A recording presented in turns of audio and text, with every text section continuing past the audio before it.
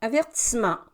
Les commentaires mentionnés dans Ultra Santé ne sont pas la responsabilité ou l'opinion de Télénation. La présentation de ce balado est rendue possible grâce à la collaboration de Télénation dans le confort de votre foyer. Bonne émission.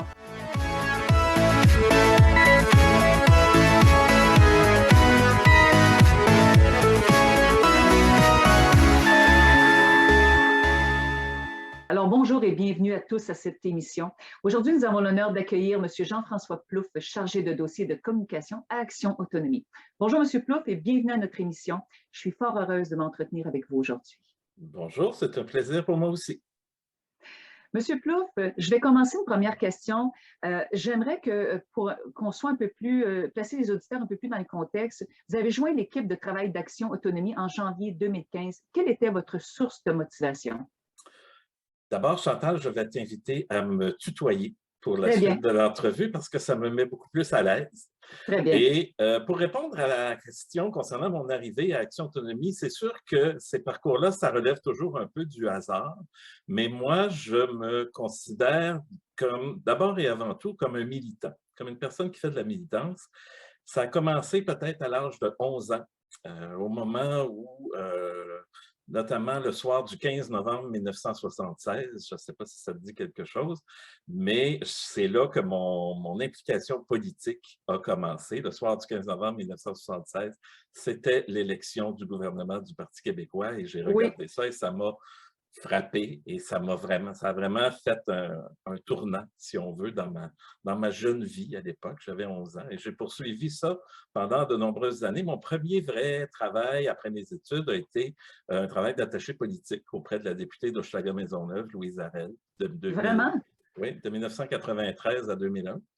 Et par la suite, et donc là, évidemment, on était dans la défense des droits, en quelque sorte, des citoyens.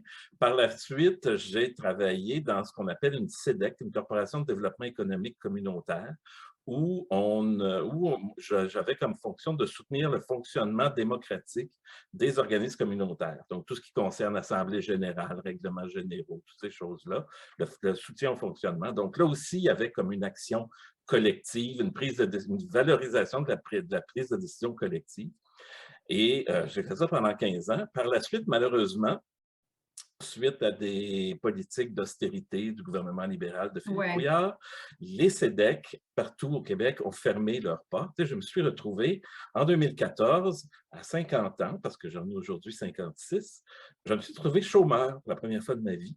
Donc, et aujourd'hui, on parle beaucoup de pénurie de main-d'œuvre et tout ça, mais en 2014, ce n'était pas nécessairement le même contexte.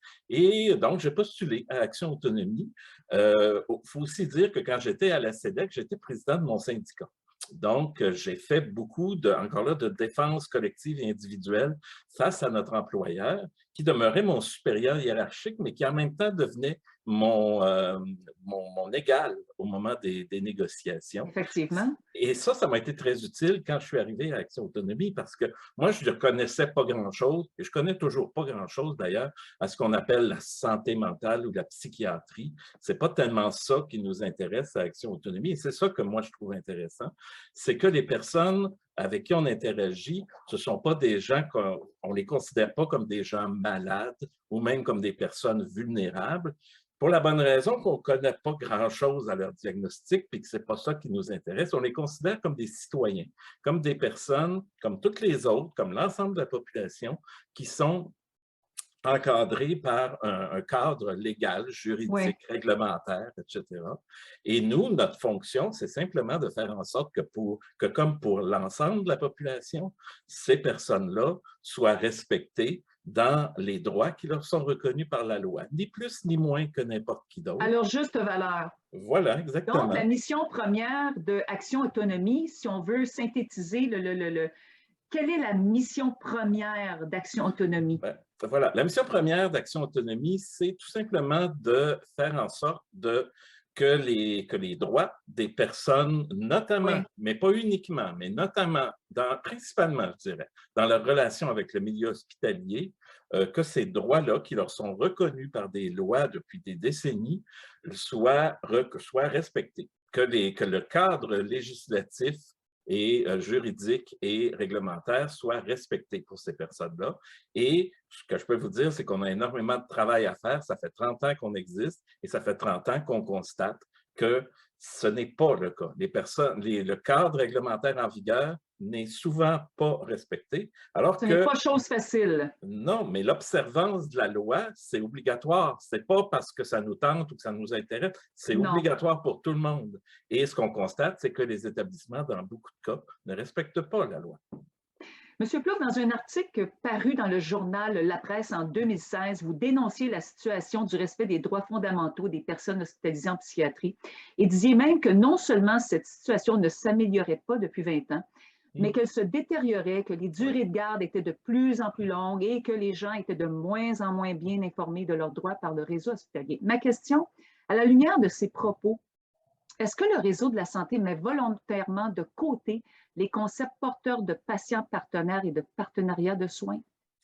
Bien, ça m'amène à parler de la pandémie. Je disais ça en 2016, Ouais. c'était avant la pandémie. Je vous dirais que ce qu'on a vécu au cours des 2 dernières années, ça avère encore plus ce que je disais. Aujourd'hui, ce qu'on peut dire des 2 dernières années en psychiatrie, c'est que les établissements ont vraiment mis de côté leur mission. Leur mission qui consiste à aider des gens à aller mieux dans leur tête. C'est pas compliqué, c'est ça, la mission de la santé mentale. Et là, Oui. on a mis ça complètement de côté pendant 2 ans pour s'improviser épidémiologiste et n'avoir comme seule préoccupation, comme seule obsession, oserais-je dire, pour utiliser des termes psychiatriques, l'idée de ne pas que le virus de la COVID-19 ne se répande pas, ce qui est une préoccupation tout à fait valable. Légitime, oui, oui. Mais de notre point de vue, ça ne devrait pas être la seule des intervenants en santé mentale, des gestionnaires en santé mentale, des médecins, etc. Et ça n'a été finalement que ça. Des gens ont été enfermés dans leur chambre, dans des hôpitaux psychiatriques, pas pendant des jours, mais pendant des semaines et parfois même pendant des mois. Des gens qui étaient hospitalisés précisément pour pouvoir regagner des compétences sociales qu'ils avaient pu perdre à cause de problèmes de santé mentale qu'ils ont pu avoir dans le passé. Ils étaient hospitalisés pour ça, pour réapprendre à vivre en société. On les a complètement enfermés pendant 18 mois. Ça n'a pas aidé à la cause. Ben non, au contraire, on leur a nui. Non seulement on n'a pas amélioré leur état mental, mais on a directement contribué à le détériorer. Et ça, il va falloir à un moment donné, alors qu'on espère arriver à la fin de cette période pandémique, Oui. qu'il y ait une espèce de bilan qui se fasse de ça. C'est vrai que ça a été très difficile pour les personnes âgées, c'est vrai que ça a été très difficile pour tout le monde, mais les personnes hospitalisées et hébergées aussi dans des ressources d'hébergement en santé mentale ont vécu ça extrêmement difficilement. Et donc, oui, la situation régresse, certainement, a régressé de façon tout à fait remarquable au cours des 2 dernières années. Et donc, ce que je disais en 2015, en 2016, c'est encore plus vrai aujourd'hui. Quand vous parlez de régression, croyez-vous qu'il y a donc présentement une tendance croissante à l'automatisation de la relation patient? Bien sûr, ça vient de notre ami Yves Bolduc, l'ancien ministre de la Santé et des Services sociaux, qui a implanté au début des années 2000 l'approche dite Lean ou l'approche Toyota. Qui est en fait une approche qui a fait ses preuves dans les milieux industriels, notamment dans l'industrie automobile, comme son nom l'indique. Et on a voulu s'inspirer de cette approche-là pour codifier les différentes interventions du personnel soignant dans tous les milieux, et notamment pour ce qui nous intéresse en santé mentale, en vertu d'un principe voulant qu'il est peut-être possible, si on adopte un pattern très, très précis de mouvement, d'enlever 45 secondes à l'installation d'une transmission sur une Toyota Corolla, mais les êtres humains ne sont pas des Toyota Corolla. Et donc, la difficulté est là, c'est qu'on s'est mis justement à uniformiser les interventions et les intervenants ou les soignants qui voulaient adopter une approche plus personnalisée se sont fait dire qu'il manquait de productivité. Et donc, ça faisait décourager d'avoir une approche où il pouvait y avoir une certaine compassion, un certain dialogue avec les gens parce que... Un certain humanisme aussi. C'est ça. L'humanisme, ça prend du temps. Ça coûte Oui, cher et oui, donc on ne le oui. fait plus. On ne veut plus le faire, on le décourage. Depuis le milieu des années 2000, dans le milieu de la santé, sous des prétextes de productivité pour qu'on puisse notamment, et ça a été longtemps l'obsession, notamment de notre ami Gaétan Barrette, c'était de diminuer les listes d'attente. Donc, c'est correct de vouloir diminuer les listes d'attente, mais pas nécessairement aux dépens d'une qualité de soins qui doit être maintenue aussi, là. Donc, c'est ce qui se passe, c'est que oui, la prestation de soins, c'est beaucoup mécanisé et on n'encourage pas, et même on décourage et on réprime des interventions plus personnalisées et plus près des gens. C'est Et dommage donc, parce que quand on parle, M. Plouffe, du serment d'Hippocrate, qui est ouais, complètement basé sur l'humanisme et ouais, l'entraide et le ouais. bien-être qu'on peut apporter aux patients, j'ai comme l'impression que ce serment-là, le serment d'Hippocrate, est comme oublié. Hein, il est comme mis aux oubliettes et je trouve ça malheureux parce que le patient en souffre. Ben, notamment, une des principales responsabilités des médecins, c'est de ne pas nuire à la santé des personnes. Exactement. Premièrement, d'abord, ne pas nuire, dit-on dans les facultés de médecine. Oui, Nous, on est de ceux qui pensent qu'encore, je reviens à la pandémie, parce que c'est particulièrement visible durant cette période-là, il y a des façons de faire qui ont été instaurées qui ont eu pour effet de nuire à la santé mentale des personnes qui étaient hospitalisées ou hébergées en psychiatrie. Donc, non seulement on n'a pas fait ce qu'on devait faire, mais on a fait le contraire de ce qu'on devait faire. Et absolument. nous, on pense qu'il aurait dû y avoir des représentants. Peut-être qu'il y en a-t-il eu, mais moi, j'ai posé la question à un certain moment, puis on a ouvert de grands yeux en me disant, ah, c'est vrai, on aurait peut-être pu faire ça. Peut-être qu'il aurait dû y avoir des interactions égalitaires entre la santé publique et les gestionnaires en santé mentale pour dire, oui, c'est bien beau, c'est vrai, il faut être attentif à la prévention du fait que le virus se répand, Oui, c'est vrai, mais il faut en même temps profiter peut-être de cette nouvelle donne sociale-là pour faire en sorte d'outiller les gens dont on s'occupe pour qu'ils puissent faire face, tout comme le restant de la population, à cette réalité-là. Mais ce n'est pas ça qu'on a fait. On a eu des réflexes du 19e siècle, on les a enfermés et on les a coupés du monde pendant 18 mois, 1 an dans certains cas, 2 ans en fait dans certains cas, et on a nuit à leur rétablissement, qui est une expression que nous on n'utilise pas, mais qui est très courante dans le milieu de la santé mentale, pour des considérations épidémiologiques qu'on maîtrisait très mal. Monsieur Plouffe, bien avant la pandémie, Action Canada avait émis le 18 novembre 2021 un communiqué portant sur l'autorisation judiciaire de soins et ou d'hébergement de 547 Montréalais, Montréalaises traités de force en psychiatrie. À la lecture de ce communiqué, devons-nous penser que certains diagnostics semblent s'allier beaucoup trop souvent à une distraction du véritable problème?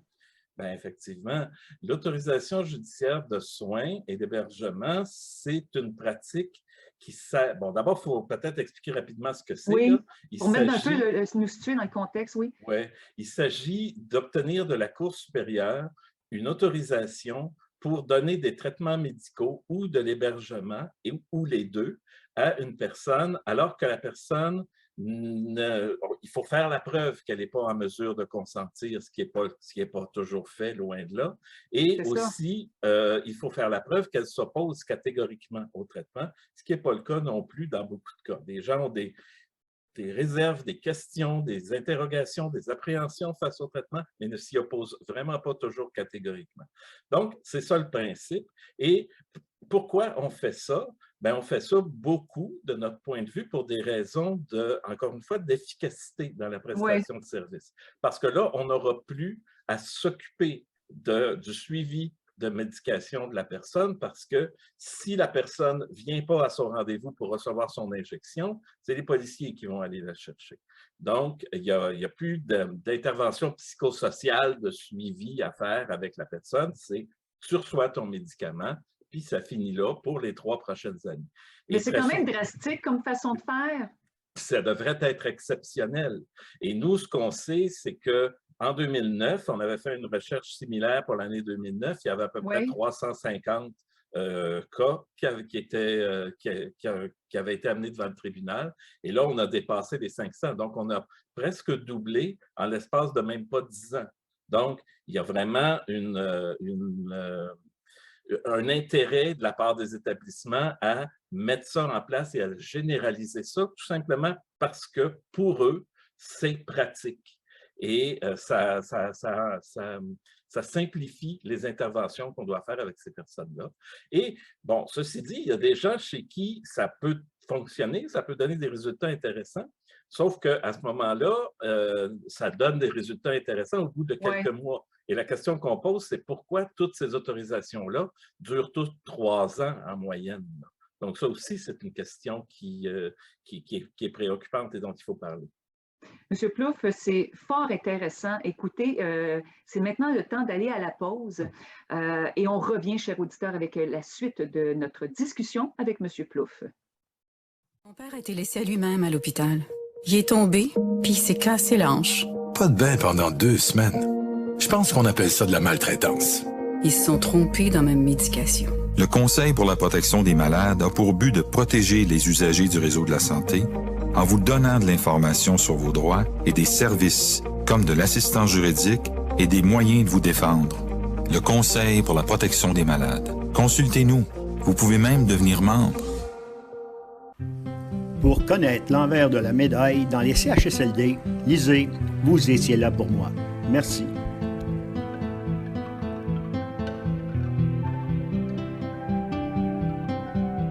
Alors, de retour de la pause, chers auditeurs, nous nous entretenons aujourd'hui avec M. Plouffe d'Action Autonomie. M. Plouffe, nonobstant le communiqué que vous aviez émis en novembre 2021 qui parlait de l'autorisation judiciaire de soins et ou d'hébergement de 547 Montréalais et Montréalaises traités de force en psychiatrie, vous avez également, cette même année, procédé au lancement d'un rapport de recherche intitulé « Trop souvent un abus, toujours un échec », qui découlait justement d'une analyse approfondie de ces 547 demandes en autorisation judiciaire de soins et ou d'hébergement, qui avait été présentée en 2018 dans le district de Montréal de la Cour supérieure. Sachant que l'autorisation judiciaire de soins vise à contraindre une personne à subir un traitement, que ce soit par médication ou électrochoc, ou à être hébergée contre son gré, j'en viens donc au constat que le patient est carrément ostracisé dans ses droits humains et que sa parole n'est aucunement prise en compte par le professionnel en soins de la santé. Ai-je raison? Bien, tout à fait, parce qu'à ce moment-là, ce à quoi l'établissement s'est employé devant le tribunal, c'est à démontrer l'incapacité de la personne à consentir à un traitement. Ça veut dire qu'il n'est pas capable de comprendre ce qu'on lui propose, de comprendre les avantages et les inconvénients et de donner un consentement libre et éclairé. Le problème, mais c'est carrément de l'abus de pouvoir, M. Plouffe? Bien, d'autant plus que ça ne se fait que quand la personne refuse. Si la personne ne refuse pas, il n'y a personne qui s'intéresse à savoir si elle est en mesure, si elle a la capacité juste précisément à consentir au traitement, parce qu'elle ne s'y oppose pas. Donc, on y va, même si elle ne comprend pas, même si elle est en rupture de contact avec la réalité, on va procéder quand même sans autorisation du tribunal, ni rien, ni aucune formalité particulière. C'est juste quand elle s'oppose, juste quand elle ne collabore pas, que là, on va vers le tribunal. La loi est faite comme ça. Il y a une expression pour ça, ça s'appelle l'inaptitude du désobéissant.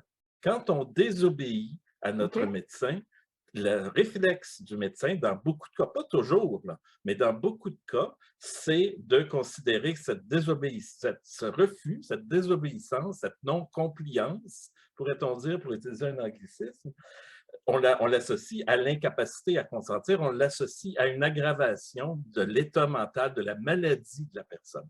Donc, le médecin, il dit implicitement à la personne, si tu n'es pas d'accord avec moi, c'est parce que tu es fou. Parce que moi, je détiens le savoir et toi, tu ne le détiens pas. Donc, détient la vérité absolue. C'est ça. C'est moi c'est une approche autoritaire et c'est une approche paternaliste en même temps. Comme on disait aux enfants, on ne le dit plus aujourd'hui parce qu'on se rend compte que ça les perturbe, mais on pouvait dire il y a quelques décennies à des enfants, je sais mieux que toi ce qui est bon pour toi, je vais te l'imposer et un jour peut-être tu me remercieras. Donc, c'est ça l'approche de la psychiatrie institutionnelle, notamment quand on est rendu à l'autorisation judiciaire de soins.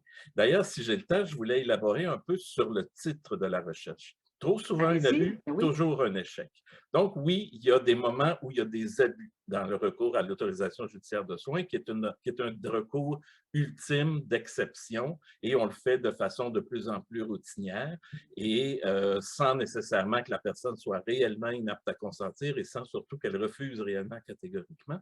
Mais c'est aussi toujours un échec parce que l'échec, c'est celui de la relation thérapeutique entre un médecin et la personne qu'il soigne. Il faut qu'il y ait, dans une relation saine, et ça, on n'est pas les seuls à le dire, là, dans une relation de soins saine, il faut qu'il y ait une relation égalitaire, il faut qu'il y ait une écoute réciproque, etc.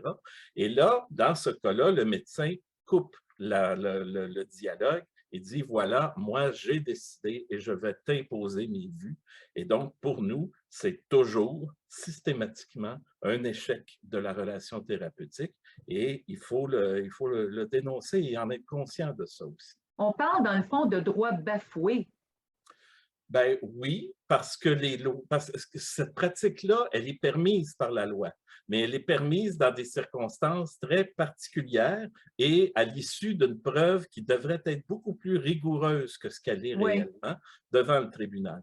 Donc, les établissements se prévalent de dispositions légales qui existent, qui ont une certaine utilité. Là. Il peut arriver dans certains cas qu'une personne soit vraiment inapte à consentir et qu'elle refuse réellement les traitements et que ça soit requis. C'est possible, ça. Et ça doit arriver de temps en temps, sans aucun doute.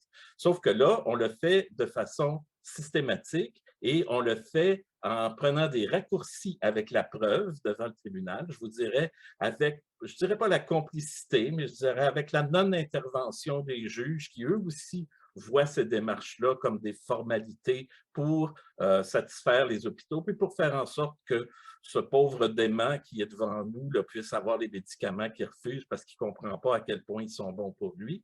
Donc, il y a aussi de la part des tribunaux une approche paternaliste envers les personnes qui n'existe pas nécessairement dans d'autres champs du droit civil. Et même, il y a une partie relativement importante de ces audiences-là qui se font en dehors de la présence de la personne.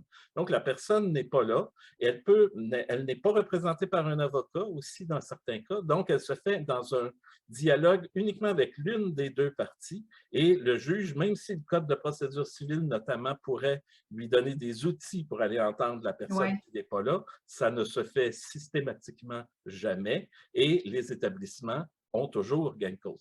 Au bout du compte, dans les 547 requêtes de 2018 en autorisation judiciaire de soins, il y en a seulement 5 qui ont été rejetées par le tribunal, moins de 1%.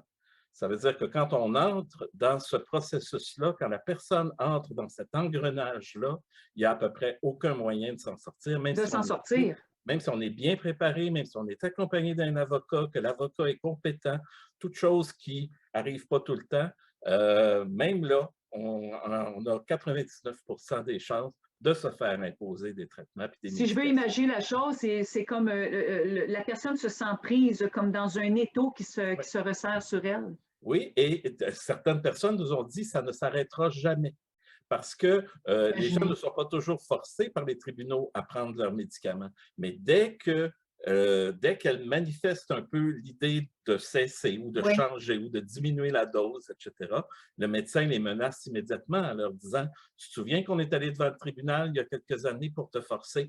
Force-moi pas à y retourner de nouveau. » Donc, des gens sont pris dans une espèce d'engrenage qui, dans certains cas, ne s'arrêtera jamais. Et ils vont être pris avec ces médicaments-là le restant de leur vie. Monsieur Plouffe, vous parlez de médicaments, de médication. Ça m'amène à vous demander, d'après mes recherches, il y a eu en 2020 un peu plus d'1 milliard de comprimés qui ont été prescrits en santé mentale au Québec. Ce constat me porte à croire, M. Plouffe, que l'autorisation judiciaire de soins ne remet presque aucunement en question les diagnostics psychiatriques posés. Qu'en pensez-vous? Absolument.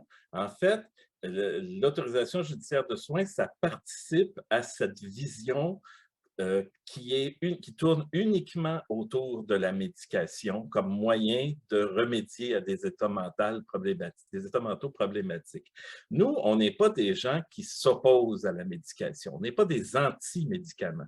On reconnaît certainement que dans plusieurs cas, c'est utile, ça aide, ça a les effets qu'on dit que ça a, pour lesquels il y a eu des études et des recherches. Oui, j'en demeure persuadée, oui. Mais ça devrait être un outil parmi d'autres. Et ces autres outils-là, ce sont ceux que nous, on appelle de l'alternative, notamment, par exemple, là, puis je ne suis pas un spécialiste, mais pour les personnes atteintes de schizophrénie, il y a des groupes qui s'appellent des groupes d'entendeurs de voix, des groupes d'entraide, des groupes où les gens se parlent entre eux et sur une base égalitaire, se valorisent réciproquement et en viennent à surmonter d'une certaine façon les difficultés qu'ils peuvent éprouver avec ce problème-là. Et il y en a plein d'autres. La psychothérapie, simplement, c'est une méthode alternative, mais ça prend du temps, donc ça coûte cher, donc c'est contingenté, il n'y en a pas beaucoup. Alors que les médicaments, surtout pour les personnes plus démunies économiquement, bien, c'est gratuit. Donc, on ne se prive pas de leur en prescrire de ces médicaments-là. Et donc, le problème, ce n'est pas la médication. Le problème, c'est que dans la tête de beaucoup de soignants du réseau de la santé, il n'y a que la médication qui peut régler les problèmes des gens. Et c'est tellement pas le cas. Monsieur Plouffe, ça m'amène à faire un certain parallèle avec les personnes âgées en hébergement. Nous savons tous que la santé mentale des personnes âgées en hébergement est souvent mise à rude épreuve et surtout depuis les 2 dernières années. Et que ces personnes se retrouvent beaucoup trop souvent victimes d'une polypharmacie excessive, soit la prise de plus de 10 médicaments. Que pensez-vous du projet PEPS, le PEPS, projet d'évaluation de la personnalisation des soins pharmaceutiques, qui est maintenant implanté dans la plupart des CHSLD, qui fait du pharmacien, dans le fond, un principal prescripteur de la pharmacothérapie pour la personne en soins de longue durée? Bien, nous, on pense que ce n'est pas l'important, n'est pas tellement qui prescrit, mais l'important, c'est comment on prescrit. Ah, d'accord. Si le pharmacien a plus de temps, plus d'écoute et plus attentif à l'état de la personne avant de faire une prescription, bien, c'est probablement mieux, mais c'est vraiment l'attitude qu'on a envers les personnes qui est importante, plus que le type de molécules qu'on va lui prescrire, puis le nombre de molécules qu'on va lui prescrire. Il faut être conscient qu'il peut y avoir d'autres façons, que les personnes ont d'autres besoins que celui de la médication pour être capable de vivre, particulièrement en fin de vie, là, pour vivre une fin de vie qui soit un peu épanouissante. Ouais.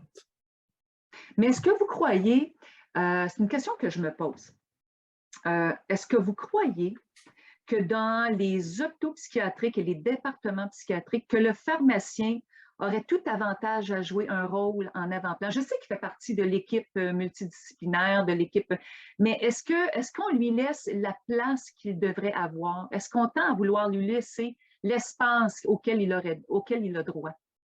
Bien, comme je vous dis, ça dépend du pharmacien. Si on a un pharmacien ouvert, oui, respectueux des gens, disponible pour leur parler, comprendre quels sont leur état d'être, ben oui, c'est positif. Mais il peut y avoir des médecins très compréhensifs, très ouverts, puis des médecins, des pharmaciens très autoritaires aussi. Donc, moi, je ne pense pas, je ne suis pas un spécialiste de cette question-là, mais je ne pense pas que le problème en est un de profession. Je pense que le problème en est un d'approche générale par rapport aux soins des personnes ayant des problèmes de santé mentale ou des personnes vieillissantes qu'on considère comme des inaptes, comme des enfants, et à qui on veut imposer des choses. C'est ça le problème. Et ça, c'est ce que nous, on appelle la culture asilaire, la culture des asiles d'aliénés. C'est quelque chose qui existe depuis 200 ans et que nous, on lutte depuis 30 ans pour faire en sorte de changer cette approche-là parce qu'à nos yeux, c'est ça le vrai problème. Monsieur Plouffe, j'aimerais qu'on puisse s'entretenir justement sur ce que vous venez de dire, justement parce que c'est très intéressant. Chers auditeurs, nous allons faire une courte pause et on revient avec Monsieur Plouffe pour la suite de l'émission. Le Conseil pour la protection des malades a pour but de protéger les usagers du réseau de la santé. Par exemple, contre la maltraitance. Ou les mauvais diagnostics. Pour seulement 49,95 $, vous pouvez devenir membre du Conseil pour la protection des malades. Ça me permet d'obtenir de l'information puis des conseils juridiques solides sur mes droits puis sur les recours possibles. Le Conseil pour la protection des malades. on fait équipe avec nos membres. cpm.qc.ca. Pour connaître l'envers de la médaille dans les CHSLD, lisez « Vous étiez là pour moi ». Merci.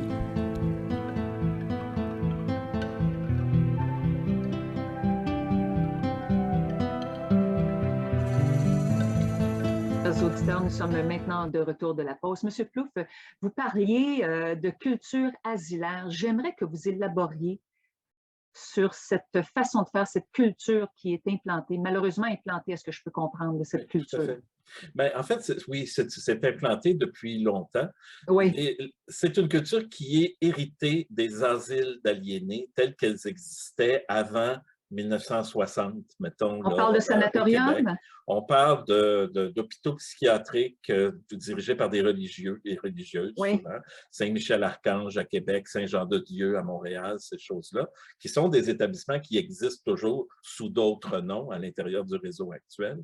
Mais ce qu'on faisait dans ces endroits-là, c'est que justement, on retirait les personnes qui, selon les mentalités de l'époque, avaient des attitudes et des comportements scandaleux, qui ne respectaient pas les normes sociales assez rigides de ces époques-là. On les retirait du monde pour le reste de leur vie et on les a, pas toujours, mais souvent pour le reste de leur vie. Et on n'avait pas de moyens thérapeutiques, médicamenteux et autres pour les traiter. Donc, on les gardait à l'abri, loin des regards de tous. On disait même parfois à leur famille, moi j'ai une mère de famille un jour qui m'a dit ça, parlant de son enfant. Alors, les religieuses lui avaient dit, oubliez-le, cet enfant-là, venez plus le voir, on s'en occupe.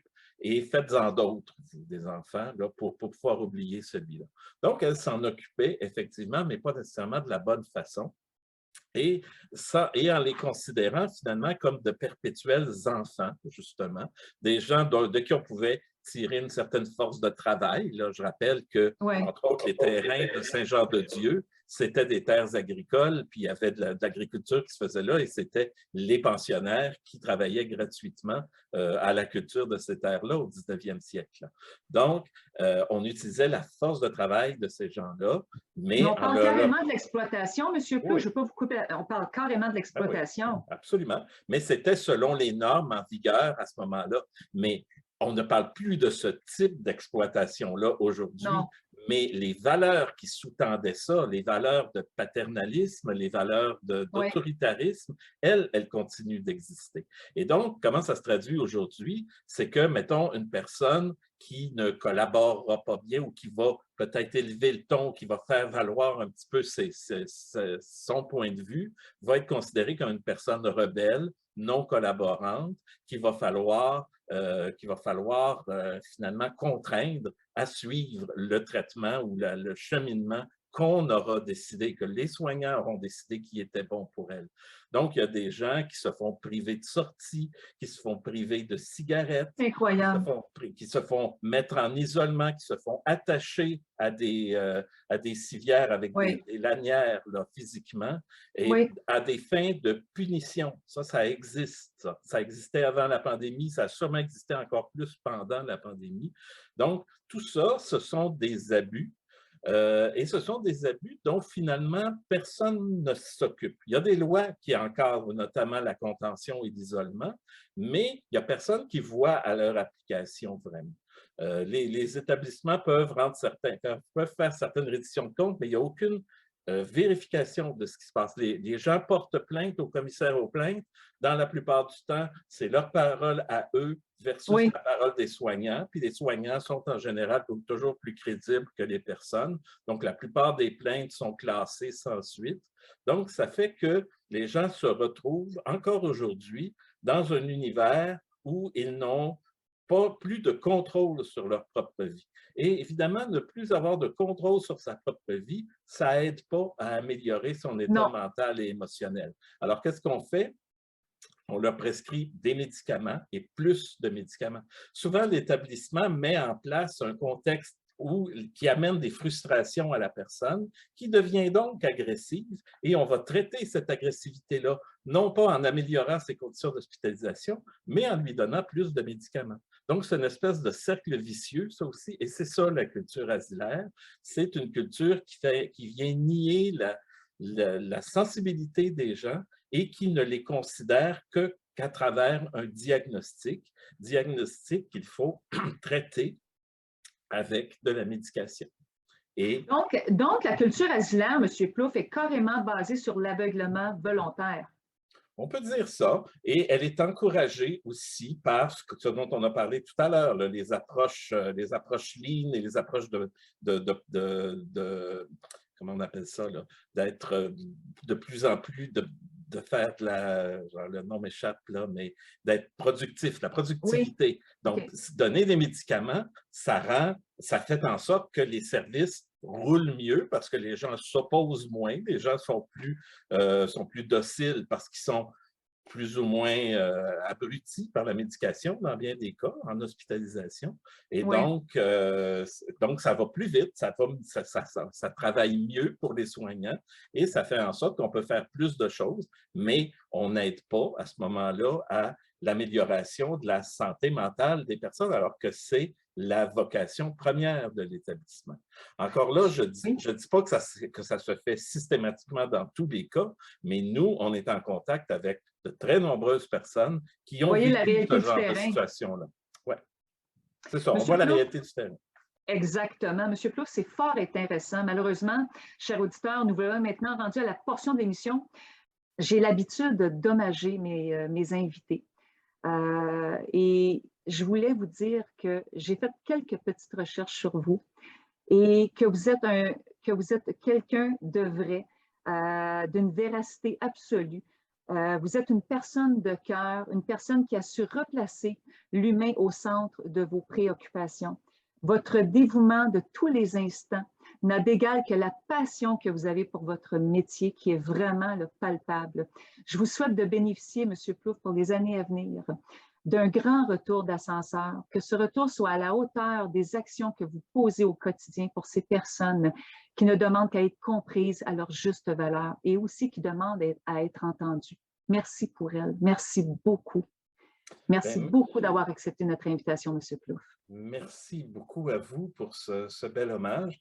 Moi, ce que je tente simplement de faire… Emprunt de vérité. Oui, bien merci. C'est simplement qu'on considère qu'on est tous des citoyens, qu'on a tous des droits, qu'on a tous des obligations et qu'on ne peut pas impunément ambitionner, je dirais, sur les droits des autres et s'en sortir impunément. Nous, on est là pour dénoncer ces abus-là et c'est ce qu'on va continuer de faire pour les prochaines années. Puis, si vous avez envie que je revienne vous voir dans quelques semaines ou dans quelques mois, ben, ça me fera le plus grand plaisir. J'aurai plein d'autres choses à discuter avec vous. Mais écoutez, oui, j'aimerais bien, sincèrement. Oui, on va vous lancer certes une autre invitation pour que vous puissiez nous parler de divers développements. J'espère qu'il va y avoir des développements, j'espère qu'il va y avoir de beaux et de bons développements pour ces personnes qui vraiment ont besoin de gens comme vous. Alors, M. Plouffe, merci. Et chers auditeurs, voilà ce qui termine notre édition d'aujourd'hui. Je vous donne rendez-vous la semaine prochaine. Et d'ici là, portez-vous bien et surtout, prenez bien soin de vous.